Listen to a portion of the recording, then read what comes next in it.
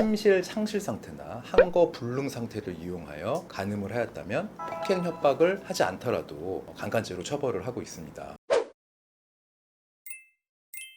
알고 지내던 여성분 또 남성분과 술자리를 하게 되고 자연스럽게 스킨십을 하고 모텔로 가서 성관계까지 했는데, 그리고 이후에 연락도 하고 식사도 했는데 어느 날 갑자기 고소를 당하는 경우가 정말 꽤 많이 있습니다. 우리 크게 그 성범죄를 보면 두 가지로 보면 된다고 생각해요. 하나는 일반 강간죄와 중강간죄입니다. 그래서 일반 강간죄 같은 경우는 폭행이나 협박을 해서 강간한 경우에 3년 이상의 징역에 처하도록 되어 있고요. 중강간죄는 심실 상실 상태나 항거 불능 상태를 이용하여 간음을 하였다면 폭행 협박을 하지 않더라도 강간죄로 처벌을 하고 있습니다. 핵심은 그거예요. 술에 먹고 기분이 좋아서 스킨십을 했고 여관에 가서 성관계를 했는데 이 성관계라는 과정에 어떤 폭행이나 협박이 있었는지, 여성분이 과연 자기가 스스로의 능력으로 성관계에 동의할 만큼 술에 취하지 않았는지, 이런 것이 굉장히 중요합니다.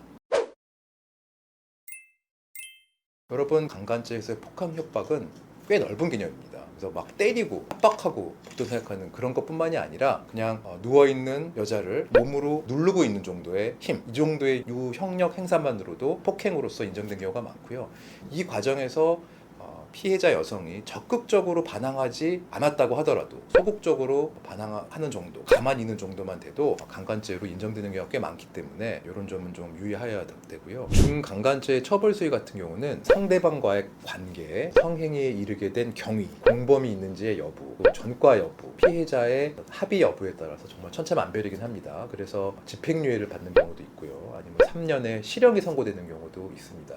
예컨대 뉴스에 보면 종종 이런 범죄도 있습니다. 술에 취해서 길가에 누워있는 여성을 그냥 호텔로 데리고 와서 성관계를 한 경우, 이런 경우는 죄질이 더 안 좋죠. 반면에 친한 친구였는데 상대방에게 동의를 명확하게 구하지 않고 많이 취해 있는 상황에서 성관계를 해서 처벌받는 경우, 그런 경우는 조금 경위가 다르기 때문에 처벌이 다르겠죠. 중강간죄 같은 경우에 심실 상실도 내가 온전한 정신으로 성관계에 동의할 만큼 취해 있었는지 여부는 굉장히 주관적인 면이 많기 때문에 사실은 이 죄는 판단하기가 좀 어려운 부분이 있고요. 그래서 저는 주변 사람들한테 이렇게 말합니다. 절대 술을 마신 상대와는 성관계를 하지 말아라.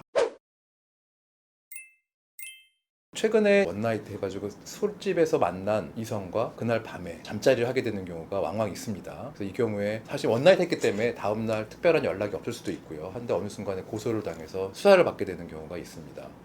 자, 근데 이런 경우에 본인이 합의하에 성관계를 했다고 생각을 하지만 상대는 많이 취해 있었기 때문에 자신이 필름이 끊겼을 수도 있고요. 동의한 적이 없다고 생각할 수도 있기 때문에 이러한 경우에는 두 사람의 인식에 약간 차이가 있는 겁니다. 그래서 결국에 이런 사건은 진행이 되면 어떤 증거를 가지고 있는지에 따라서 수사기관이 판단하게 됩니다. 그래서 이런 것을 확인하기 위해서는 크게 세 가지 정도를 수사기관에서는 보게 됩니다. 첫째가 CCTV 영상이고요. 둘째가 둘 사이에 주고받은 문자 내용, 세 번째 같은 경우는 둘 사이에 나눈 통화 내용. 그래서 이 세 가지를 놓고 합의하에 성관계를 했다고 말하는 남자 쪽의 말이 맞는지, 아니면 자기 술에 너무 많이 취해서 합의할 수가 없었는데 원하지 않는 성관계를 했다고 주장하는 피해자 말이 맞는지를 판단하게 됩니다. 그래서 자기가 고소를 하려고 하는 쪽이건 고소를 당한 쪽이건 이 세 가지 증거를 확보하는 것이 매우 중요하고요. 특히 CCTV 영상 같은 경우는 업장에 따라서 다르지만 보관 기간이 길지 않습니다. 그래서 이런 일이 있다고 하면 바로 가서 CCTV를 확보하는 것이 매우 중요하고요. 무고함을 입증할 수 있는 문자 메시지가 있다면 그건 반드시 보관을 해야 되고, 또는 본인이 원하지 않는 성관계를 했다고 하면 그걸 입증할 수 있는 문자 메시지를 확보를 해야 되고요. 이런 상황에서는 녹음을 해서 사실관계를 잘 보존할 수 있도록 파일로 만들어 놓는 것이 중요합니다.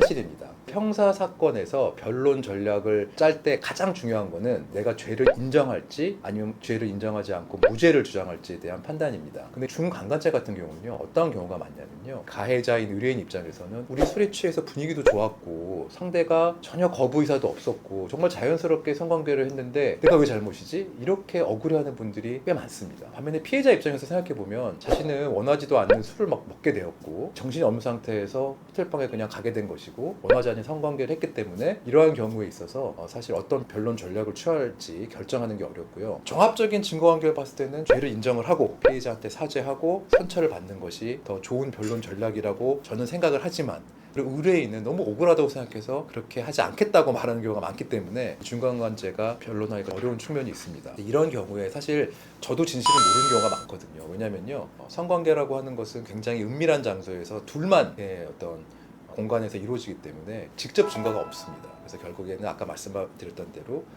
호텔에 들어갈 때 CCTV, 여자분이 똑바로 걸어갔는지 아니면 많이 취해 보이는지 이런 것들을 종합적으로 보여주고요. 성관계를 한 다음에 주고받은 문자, 예컨대 여자분이 아무렇지도 않게 오늘 정말 좋은 시간 보냈어, 즐거웠어 라는 문자를 보냈다면 합의하에 성관계가 있었다는 것을 반증할 수 있잖아요. 반면에 여자분이 너 나한테 왜 그랬어 이런 식의 문자를 보냈다고 하면 이거는 여자 말의 신빙성이 더 가는 부분도 있고요. 통화 내용도 마찬가지고, 그래서 이런 정황 증거를 다 살펴서 변론을 해야 되기 때문에 굉장히 좀 변론하기가 쉽지 않은 것이 중간관제라고 할 수 있고요. 제가 분에서 판사 역할을 할 때도 사실 중간관제가 제일 판단하기가 어려웠습니다. 여자 말은 여자분 말대로 일리가 있고 남자분은 남자 말대로 또 일리가 있는 경우가 많았거든요. 보통 중간관제는 둘이 술을 함께 먹고 그런 일이 벌어지기 때문에 좀 친한 사이에서 생기는 경우가 많습니다. 그래서 좀 더 판단하기가 어려웠던 기억이 있고요. 그런 점에서 중간관제가 변론하기 좀 어려운 측면이 있습니다.